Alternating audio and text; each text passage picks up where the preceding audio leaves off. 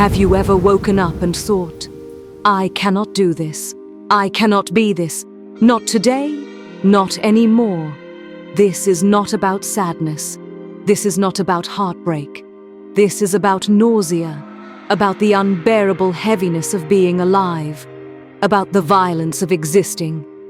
Inside a body, inside a city, inside a world that feels like a machine built to devour souls. Pablo Neruda was not broken-hearted when he wrote this. He was disgusted by the city, by routine, by his own reflection. He wrote this not with ink, but with nausea. This is not about love. This is about survival, about suffocating inside the prison of being a man, of waking up, of putting on clothes, of seeing your hands and asking, whose hands are these? Whose life is this? The year was between 1933 and 1935. Pablo Neruda was floating, but not in the romantic sense. He was drifting between continents, between embassies, between hotel rooms that smelled like someone else's loneliness. He was serving as a diplomat, a job that, ironically, made him feel more invisible than ever. Living in Buenos Aires, then Madrid, then back to Chile. A man with a passport, but no real home. By then, Neruda had already written about love, about heartbreak, about exile. But now, something else was happening. This wasn't a war against governments. It wasn't even a war against heartbreak. It was a war against reality itself, against fluorescent lights, against cash registers, against offices, against mirrors that reflected a face he no longer recognized. Walking around, wasn't it born from sorrow?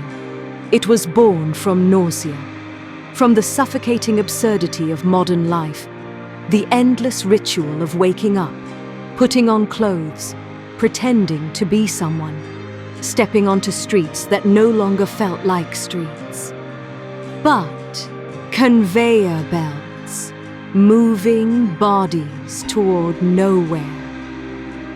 This was the moment Neruda realized something that most people spend their entire lives trying to avoid. The world doesn't kill you with bullets. It kills you with Mondays, with paperwork, with shoes that don't fit, with the unbearable weight of having to exist. And so this poem was not a confession, not a lament, not even a complaint. It was an exorcism, a scream, a way to crawl out of the machinery of life, just long enough to breathe. And if you, yes, you watching this, have ever stood in a supermarket, in an office, in traffic, and felt that terrifying whisper rise inside your ribs, I do not belong here. I do not belong anywhere. Then this is not a poem about Neruda. This is a poem about you.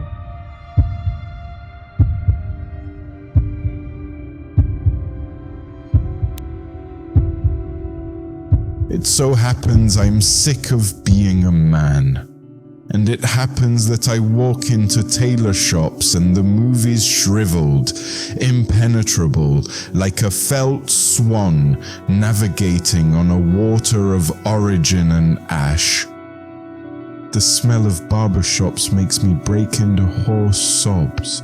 There are so many things I want to do, not go on being a root in the dark, insecure, stretched out, shivering with dreams downwards in the wet tripe of the earth, soaking it up and thinking, eating every day. I do not want for myself so many misfortunes.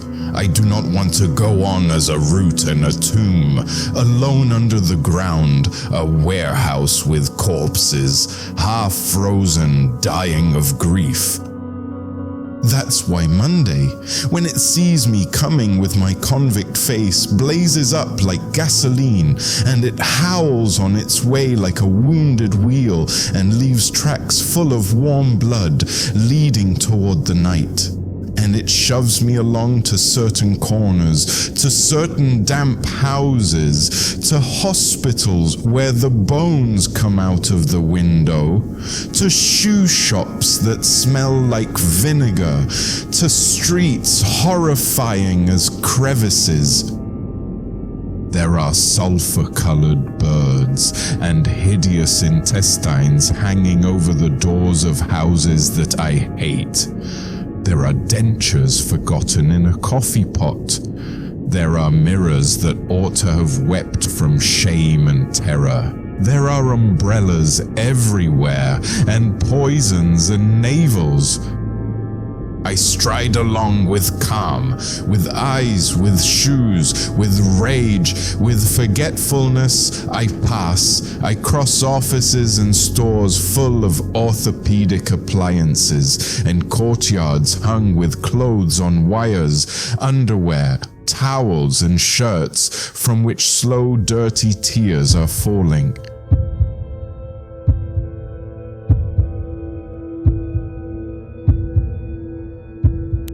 This is not about depression. This is not about sadness.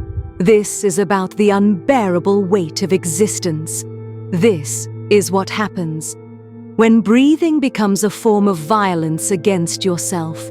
When you look at your hands and wonder how you ended up trapped in this machine called life.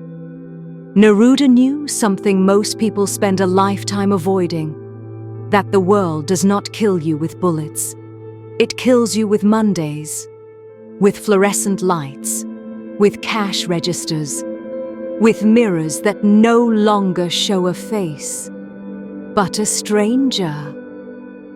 And maybe that is the most terrifying exile of all, not being forced out of a country, but being forced to live inside yourself. So ask yourself now, how many times have you walked, not towards something, not away from something, but simply because you did not know what else to do? When living becomes unbearable, when existing feels like drowning without water, what do? Maybe that is what poetry is. A place where you walk, not to arrive anywhere, but simply to not disappear completely. Because when the city becomes unbearable, when the streets become prisons, when your own skin feels like exile, there is only one place left to go.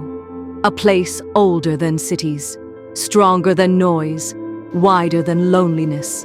The sea.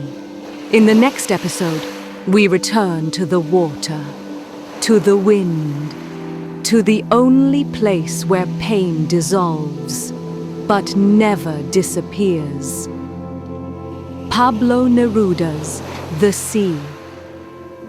Coming next in Enlighten My Silence.